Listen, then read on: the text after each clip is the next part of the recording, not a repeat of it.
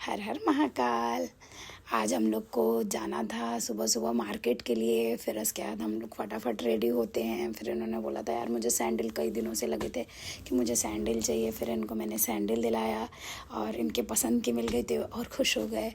फिर मैंने बोला एक काम करते हैं यार, लड्डू बना के रखे हुए हैं, मुझे टेस्ट कराना है सबको, तो चलो ये भी काम कर ही लेते हैं। मैं अपने आंटी के घर पहुंच जाती हूँ। फिर आंटी बोलती है अरे बेटा मुझे तभी चाय पीना। मैंने कहा पहले लड्डू खा कर बताओ कैसा है, क्योंकि उन्होंने बहुत बुराई कर दी। फिर आंटी ने लड्डू खाया और बोला बहुत टेस्टी बना है और कैसे बना ये भी पूछा। फिर उनको मैंने बताया। फिर उसके बाद वहीं पर पास में ही मेरी बड़ी दीदी रहती हैं, फिर उनको मैंने लड्डू खिलाया। बट लड्डू वो देख ऐसे रही थी, मुझे समझ में नहीं आ रहा था कि क्या देख रही हैं। उनके एक्सप्रेशन से मुझे ठीक ठाक सा लगा, उनको कोई ख़ास पसंद आया नहीं।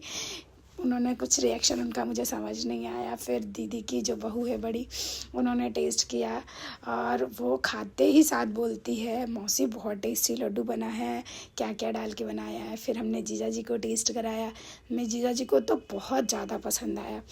फिर क्या मैं थक गई थी बहुत घूमते घूमते। फिर मैं घर आई और ये मैंने जो हाथ में लिया है कंटेनर, ये मुझे बहुत पसंद आया। मैं मार्केट गई थी और मेरा फ़िल्टर ख़राब हो गया है, तो मैंने बोल दिया बनने के लिए, लेकिन अभी बना नहीं। तो मैंने कहा मुझे पानी भरने के लिए कुछ तो चाहिए, तो मैं कसेड़ी लेने गई थी। तो मुझे फ़िल्टर दिखा, बहुत अच्छा लगा मुझे थोड़ा सा।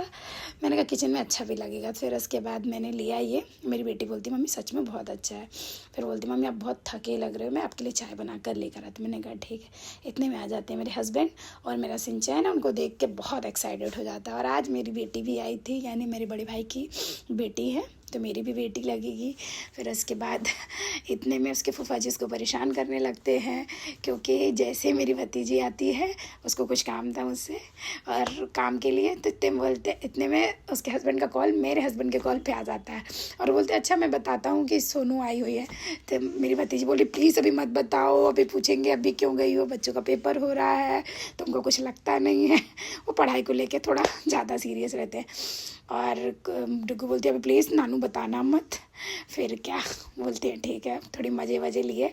फिर क्या ये डुग्गू का वो पिछली वीडियो में जो चल रहा था कि गुड टच बैड टच वाला, ये सब स्टोरी चला। फिर मैंने अपनी बेटी को लड्डू खिलाया, अपनी नातन को भी खिलाया। दोनों का रिएक्शन बहुत वाला अच्छा था, वाह वाला था। बोलती नानी बहुत टेस्टी लड्डू बने हैं। फिर थोड़ी मस्ती वस्ती होती है। फिर उसके बाद इतने में आ जाती कशिश की फ्रेंड मेघा कॉलेज से, बोलती प्लीज़ आंटी मेरी अपर लिप्स बना दो।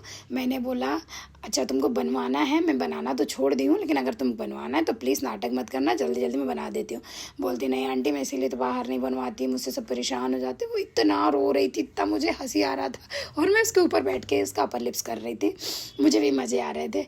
और मैंने चेयर वगैरह उठा के रख दी है पार्लर की, तो मेरे को समझ नहीं आ रहा था मैं कैसे बनाऊँ। तो मैंने बोला ठीक है तुम सोफ़ा में बैठ जाओ। फिर मुझे कैसे बैठना है, तो मैं क्या करी उसके गोद में ही बैठ गई हूँ। मतलब उसका अपर लिप्स बनाना इतना मज़ा